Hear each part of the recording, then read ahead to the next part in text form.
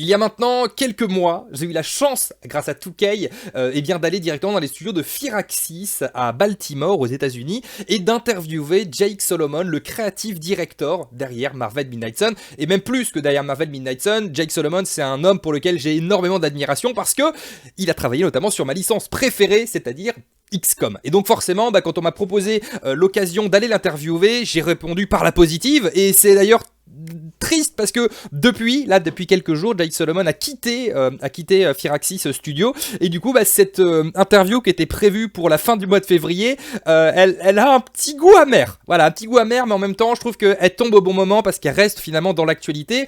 Midnight Suns, depuis, je vous ai fait le test ultra complet du jeu que j'ai mangé, que j'ai dévoré et que j'ai adoré. Et puis il y a des DLC qui sortent, vous aurez d'ailleurs une nouvelle vidéo du nouveau DLC qui sortira d'ici peu de temps. Petite information par rapport à cette interview, parce que c'est une interview en américain, puisque Jake Solomon est américain, je vous la propose en anglais, sous-titré anglais, ou plutôt américain, sous-titré américain. C'est-à-dire que, alors c'est de l'américain facile à comprendre, honnêtement, il n'y a aucun mot compliqué. Je pense que tout le monde peut se laisser porter, surtout en lisant. N'hésitez pas à mettre pause sur la vidéo, etc. Autant les interviews des développeurs japonais, je les traduis en français. Autant là, il y a des tics de langage, genre dude, ok, enfin vraiment, il y a des petits tics de langage américains que j'ai trouvé juste géniaux. Et si je pouvais pas le traduire en français et simplement mettre la traduction française qui aurait fait perdre de sa saveur à cette interview. Donc c'est c'est sous-titré en américain anglais, comme vous voulez. Et du coup, voilà, prenez le temps. Kiffez cette interview, on apprend des choses géniales à la fois sur XCOM, mais aussi sur Marvel Midnight Sun, puisque c'est l'interview pour Marvel Midnight Sun du creative director du jeu, et surtout des détails que vous ne connaissez pas et qui ne sont jamais sortis dans la presse grâce à cette interview vraiment exclusive. Et je remercie du fond du cœur 2K qui m'a permis de faire ça. Donc prenez le temps, installez-vous, prenez un petit café et c'est parti. Hello Jake, thank you very much for your time. Could you first introduce yourself, please? Yes, I'm Jake Solomon. I'm the creative director of Midnight Suns. Okay, to begin with, I want to tell you that I'm a huge fan of XCOM. Okay, this is good. Huge fan. Okay, that's good. And so I was really happy to be able to meet you and visit the whole area. And obviously, we're not about to talk about XCOM today, but I'm always happy to talk about XCOM. But yes, yeah. But yes, we are here for Marvel Midnight Suns. So I think there is some elements you want to keep from XCOM in the Marvel Midnight Suns. What were those main elements you want to keep in? Well, I think that the roots of them, they're both turn-based tactical combat. And so I think that you start from the base of what they are, right? They're both, since they're tactics games and they're turn-based, every turn's like a puzzle, basically. But the funny thing is we share no mechanics with XCOM, and that wasn't on purpose. So when I first started designing Midnight Suns, what I thought Midnight Suns would be is XCOM with superheroes, right? I thought I'd just drop in some superheroes. But if you've played a lot of XCOM, then you know there are a lot of really fundamental things to XCOM in terms of, let's say, taking cover, or let's say the random chance that an ability can succeed, whether to hit or whether a psi attack or something like that. None of that made sense for heroes, right? It doesn't make sense for them to take cover. It doesn't make sense for their abilities to fail. And so once you start pulling out a lot of the randomness, then all of a sudden, games are kind of a pyramid and the whole thing just fell apart. So it didn't take long. It took about 2 or 3 weeks into the project where I was like, oh God, we're gonna have to make a whole new game.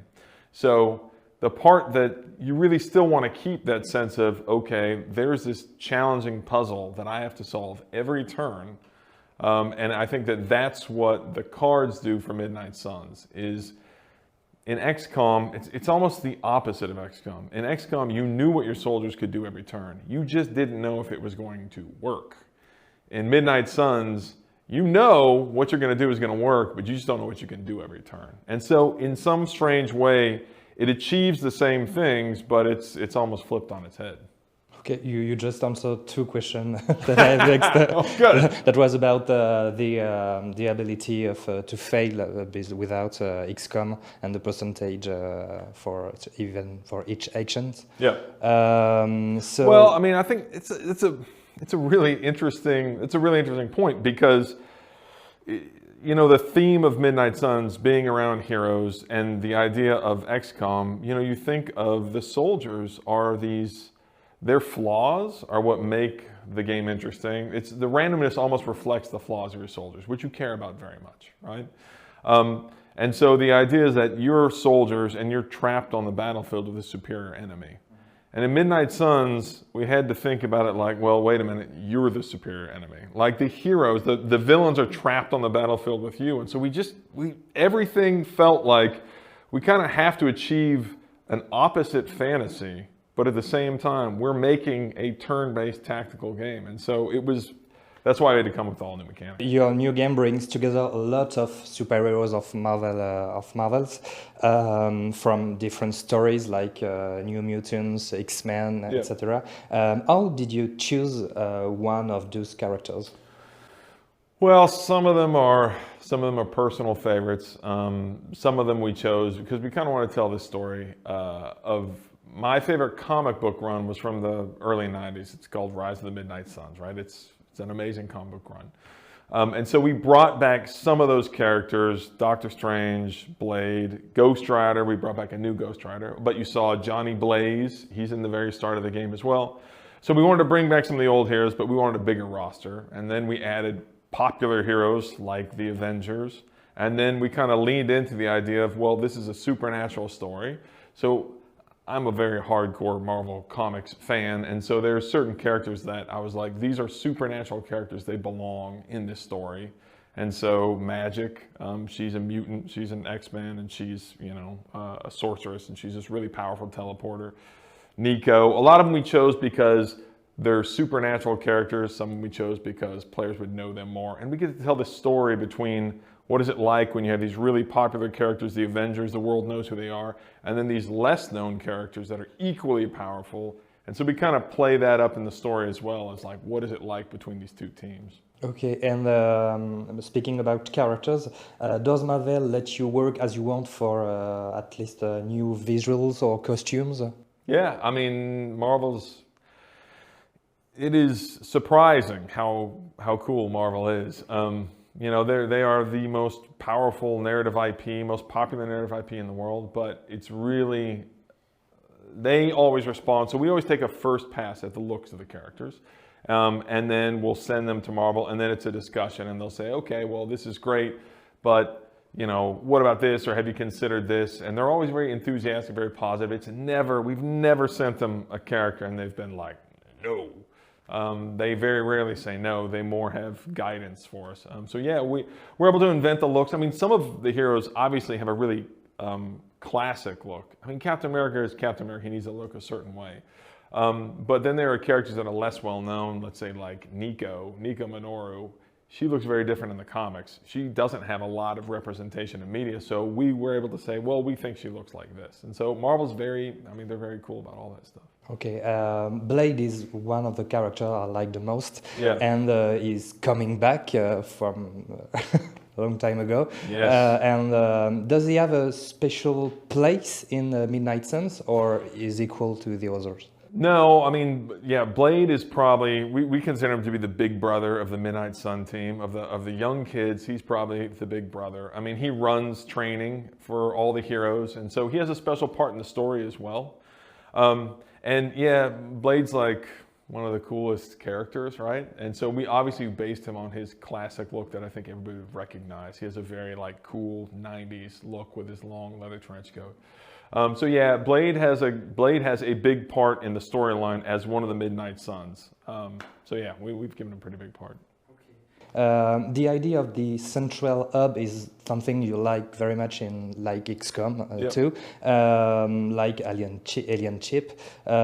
We find here the Abbey. Yep. Can you tell me a little bit more about it? What does this place represent exactly? Yeah, it is a gameplay hub, and so if you think about the XCOM base, there are a lot of things that are very similar, right? So after combat, you return to the Abbey, But this is obviously a space you're actually walking around, which has always been the fantasy for me. Even when I was making XCOM games, in my head, I was always picturing walking around as the commander in the base. So this time we went all the way, and it makes more sense here to like, okay, I want to see these, I really want to see what these characters are doing all the time. Just click here and Right. And so we really said, okay, this is a space, because of the heroes, we really wanted to get into the space so you could walk up to them, talk to them, see what they're doing. But you still have lots and lots of gameplay, so you can go earn new abilities, upgrade abilities, you can craft abilities eventually. But like XCOM, you can build lots of upgrades for the Abbey. So through research, you can unlock new facilities that you can build around the Abbey, which again adds more and more gameplay, things for the player to do there. But there's also a ton of optional content. You can explore the grounds outside of the Abbey. There's a lot of narrative content inside the Abbey. So it just gives you a space that the player can engage with gameplay content, engage with optional content as well. Why did you choose cards? Yeah.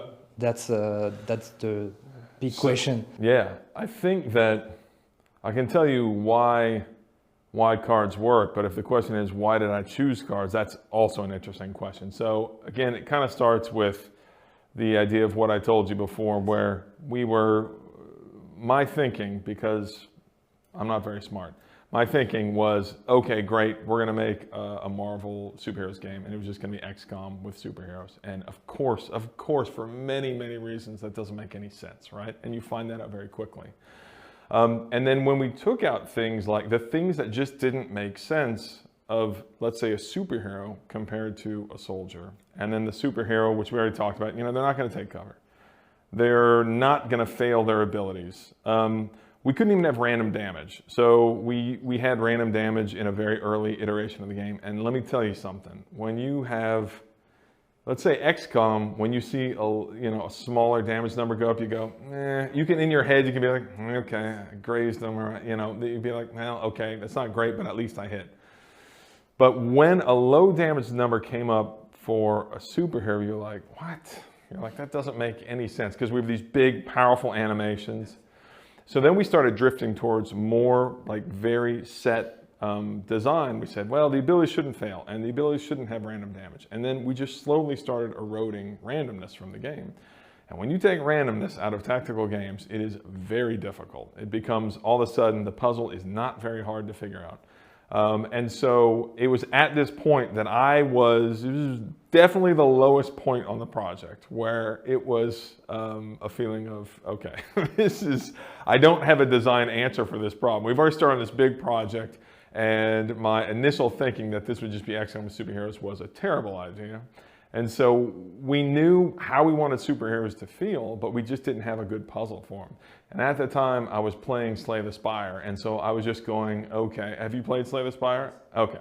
So I was playing it at the time, and as a designer, obviously this game isn't Slay the Spire, but I was just grasping at straws, and I was like, well, I really like Slay the Spire. Is there a way to make this work? And when you're panicked like that as a designer, you're just grasping at straws, and I was like, well, okay, I liked the randomness of how you couldn't predict every turn what abilities you had. And that was basically where it started. And it was like, okay, once we had that in our first prototype of that, it wasn't great, but right away you could see like, oh, okay, there's something here. Like, this is now interesting. Now we've got a puzzle that we can make great over the next couple of years.